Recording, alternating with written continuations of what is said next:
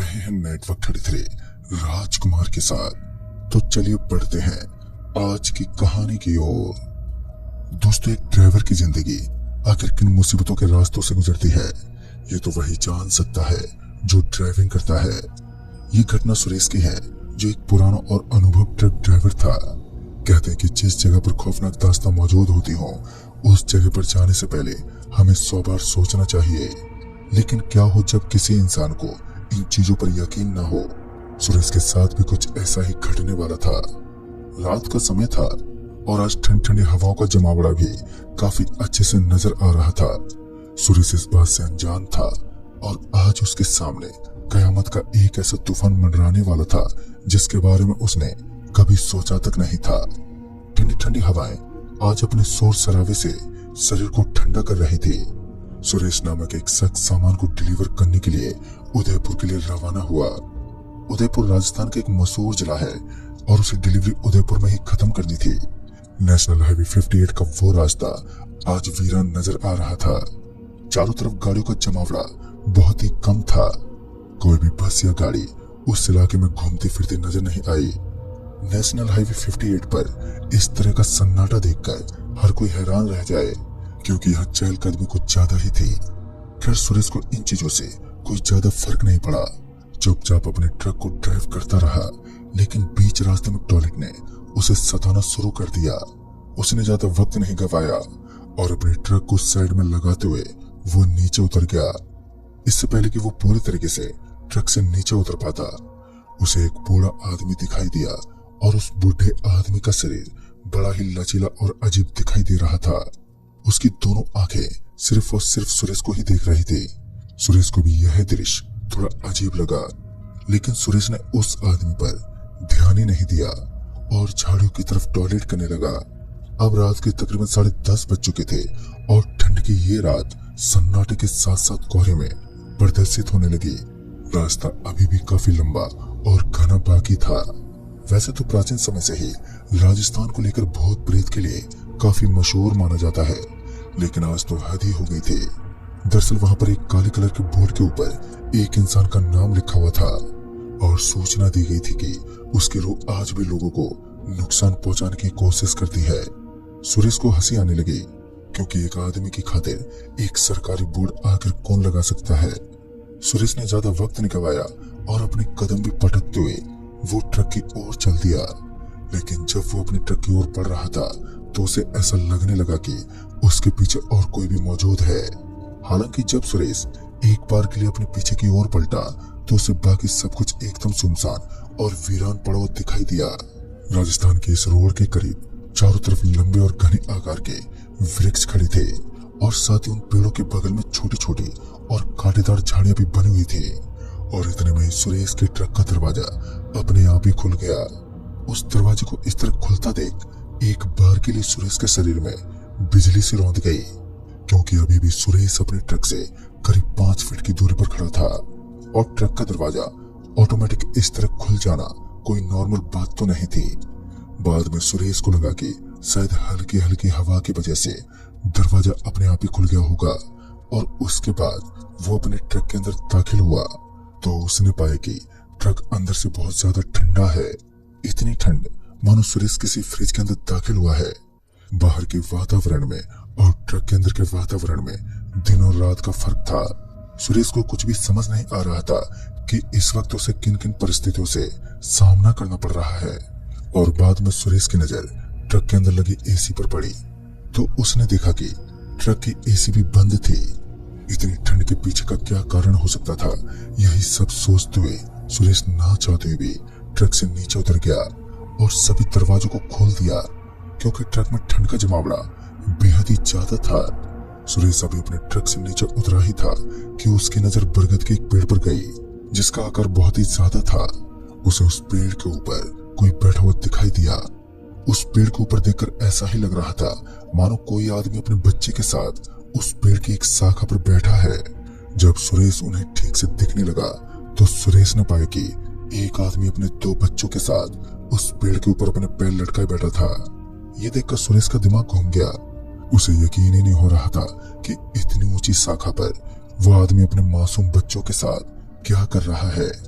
और इतने में उनमें से एक बच्चा उस पेड़ की शाखा से नीचे गिर पड़ा और वो चिल्लाते हुए एक गड्ढे में गिर गया। ये देखकर सुरेश एक पल के लिए हिलसा गया था। तभी वो भागता हुआ उस जगह पर दाखिल हुआ जहां पर वो बच्चा गिरा था। लेकिन जब सुरेश उस जगह पर पहुंचा तो उसने देखा कि वहां तो कोई भी मौजूद ही नहीं था, सिर्फ सन्नाटा ही दिखाई दे रहा था। फिर जब सुरेश उस पेड़ के ऊपर देखने लगा तो अब की बार ना ही तो वहां पर कोई आदमी दिखाई दे रहा था और ना ही दूर दूर तक किसी बच्चे का कोई नामो निशान था। सुरेश को समझते ज्यादा वक्त नहीं लगा कि ये इलाका सच में कुछ अजीब सा है। फिर सुरेश अपने ठंड से भरे ट्रक के अंदर बैठ गया और वहां से वो निकलने लगा। लेकिन अब तो ट्रक ने भी ठंड पकड़ ली थी, क्योंकि जब उसने अपने ट्रक को स्टार्ट करने की उसने कोशिश की तो उसकी ट्रक स्टार्ट ही नहीं हुई। सुरेश जल्द से जल्द ट्रक के बोनेट के पास पहुंचा और उसे वो चेक करने लगा तो ट्रक के अंदर सब कुछ एकदम सही था। और उसके बाद तो सुरेश भी अब समझ चुका था कि ट्रक ने ठंड पकड़ ली है, क्योंकि यह पूरा इंजन आखिर कब तक साथ दे पाता। थकार कर सुरेश वापस अपने ट्रक में पहुंचा और उसे स्टार्ट करने की वो कोशिश करने लगा। इस बार उसकी किस्मत ने उसका साथ दिया और ट्रक पहले ही झटके में स्टार्ट हो गई। ट्रक को इस तरह स्टार्ट होता देख सुरेश के दिल में खुशी की लहर दौड़ गई। उसने जल्दी से ट्रक का गियर डाला और वहां से वो निकलने लगा, क्योंकि वो जानता था कि इस इलाके में रुकना उसके लिए काफी भारी साबित हो सकता है। लिहाजा वो ड्राइव करते हुए जल्दी से जल्द निकलना चाहता था। लेकिन अभी एक मुसीबत खत्म हुई थी कि झट से किसी दूसरी मुसीबत ने एकदम से जन्म ले लिया, क्योंकि कुछ देर पहले स्टार्ट हुई ट्रक अब एक्सीलेटर दबाने के बावजूद भी उस जगह से टस से मस नहीं हुई। ऐसा लग रहा था मानो कोई वस्तु ट्रक को अपनी तरफ खींच रही है। अब सुरेश के जिगर में इतनी हिमाकत भी नहीं थी कि वह अपने ट्रक से नीचे उतरकर पीछे का नजारा देख सके। लेकिन यहाँ ट्रक का रुकना भी उचित नहीं था, तो सुरेश एक बार फिर ना चाहते हुए भी अपने ट्रक से नीचे उतर गया और वो बाहर घूमने लगा। लेकिन उसने पाया कि ट्रक के सारे पहिए एकदम जमीन के ऊपर ही उसे नजर आ रहे थे। ऐसा भी नहीं था कि ट्रक का कोई इकलौता पहिया जमीन में धंस गया हो। सब कुछ एकदम सही लग रहा था। फिर सुरेश की आंखें एक इंसान पर टिक गई जो ट्रक को पीछे की तरफ खींच रहा था। उस आदमी की इस हरकत को देखकर सुरेश गुस्से से तिल मिलाते हुए बोला, अच्छा तो तूने परेशान कर रखा मुझे, रुक तुझे अभी बताता हूँ। इतना बोलते वक्त सुरेश ये भूल चुका था कि एक आदमी भला इतनी बड़ी ट्रक को कैसे रोक सकता है। लेकिन जब सुरेश का दिमाग काम करना शुरू करने लगा तब सुरेश का पूरा बदन थर थर कांपने लगा, क्योंकि अब उसे यकीन हो चुका था कि यह शख्स असल में कोई इंसान नहीं है बल्कि एक शैतान है जो अपनी भुजाओं के बल पर इस ट्रक को रोक के रखा है। इससे पहले कि सुरेश कुछ कर पाता उस शैतान ने उस ट्रक को एकदम से छोड़ दिया। लेकिन अब उसका दूसरा निशाना कोई और नहीं बल्कि सुरेश ही था, क्योंकि उसके कदम सुरेश की तरफ बढ़ने लगे। सुरेश को थोड़ा सा टाइम मिलते ही वो वहां से भागने लगा और अपनी तेज रफ्तार के साथ किसी भी तरह नेशनल हाईवे 58 को वो पार करने लगा। लेकिन जब वो एक बार के लिए पीछे पलटा तो उसकी आंखें फटी की फटी रह गई। दरअसल उसने देखा कि जिस तरफ वो भाग रहा था असल में ये वही स्थान था जहां से उसने भागना शुरू किया था। उसे तो समझ ही नहीं आया कि आखिर ऐसा कैसे हुआ, क्योंकि वो दौड़ते दौड़ते काफी थकावट महसूस करने लगा। और फिर जब उसे लगा कि यहाँ मायावी शक्तियां उसे यहाँ से भागने नहीं देंगी तो उसने हिम्मत जुटाई और वो ट्रक के अंदर बैठ गया। अच्छी बात तो ये थी कि जैसे उसने ट्रक के दरवाजे को ओपन किया तो वो आराम से खुल गया। लेकिन जब वो ट्रक के अंदर पहुंचा तो उसने पाया कि चमगादड़ों की एक बहुत ही बड़ी झुंड ट्रक के अंदर पूरी तरह फैली हुई थी और उन चमगादड़ों का वार इतना भयानक था कि उन्होंने सुरेश के चेहरे पर हमला कर दिया, जिस वजह से सुरेश औंधे मुंह सीट पर नीचे गिर गया। लेकिन इससे पहले सुरेश ने ट्रक के दोनों दरवाजों को लॉक कर दिया था और फिर अचानक ही उन दरवाजों के ऊपर जोर की दस्तक होने लगी।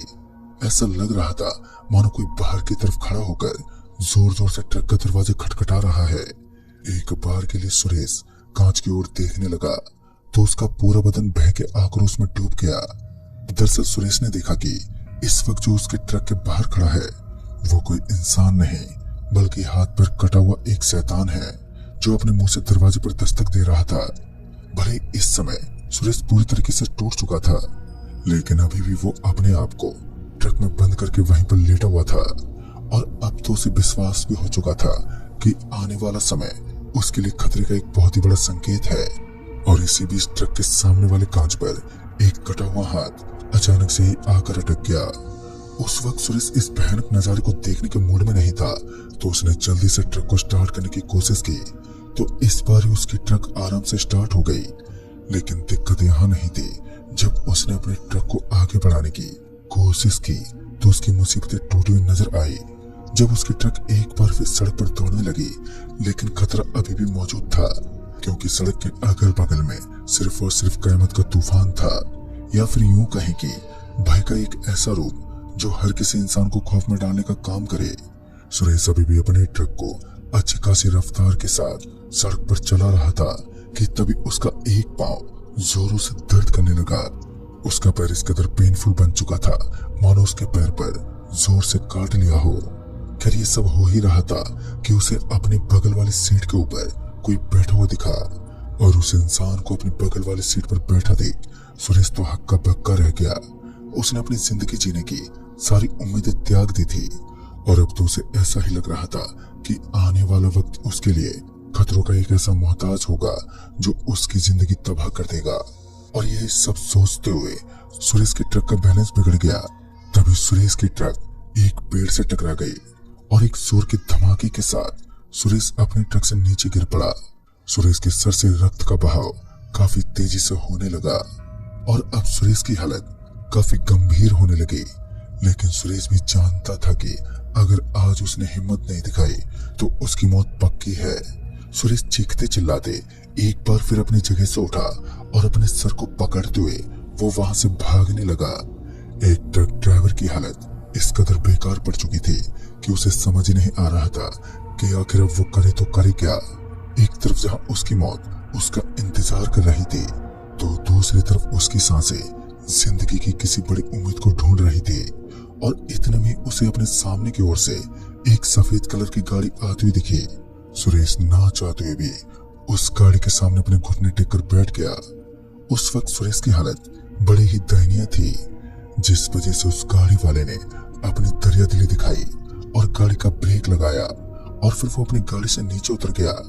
तो उस गाड़ी वाले के हाथ में एक बड़ी सी लकड़ी नजर आ रही थी।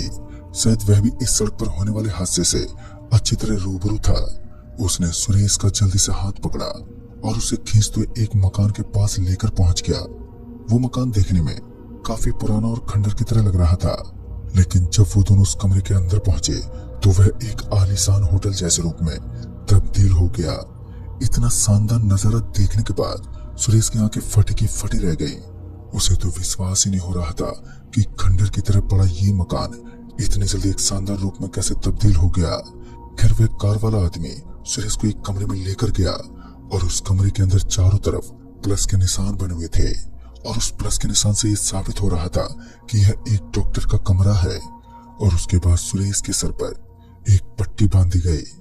पता नहीं उस वक्त सुरेश को अचानक ही ऐसा क्या हुआ कि उसकी आंखों के सामने नींद की लहरें आने लगी और उसी वक्त वह नींद के एक गंभीर आक्रोश में डूब गया और एक चैन की नींद लेने लगा।